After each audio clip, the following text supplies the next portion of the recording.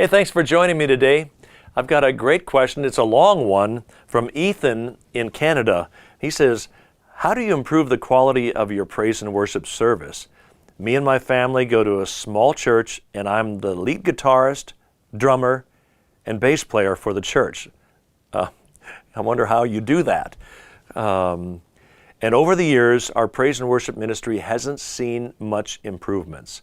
In fact, we get new members like every 3 months who have little or no experience at all, and my mom gives me the responsibility to teach them.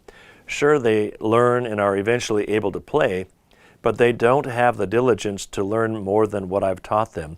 It's always a disaster on Sundays because at least one person messes it up.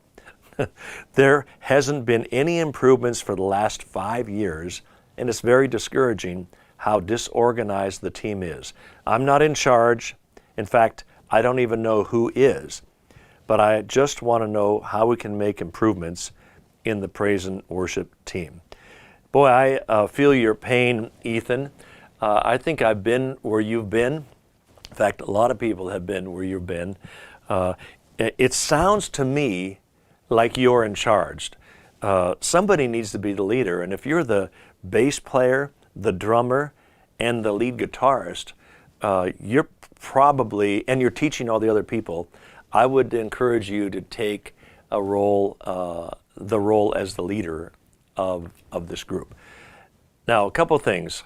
It sounds like you've got a high degree of excellence, which is good, and the people that are coming in are amateurs, and they seem to lack the diligence to continue to get better and grow.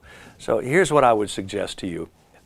First of all, I want to compliment you and encourage you for just hanging in there, just being there Sunday after Sunday, because it can be discouraging.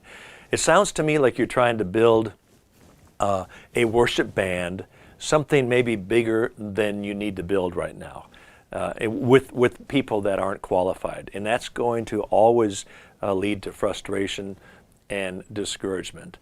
So what I would suggest to you is, you can play the guitar. I would get up there on your guitar. Less is more. Less is more. You don't need to have this big worship band. You don't need to have this big thing.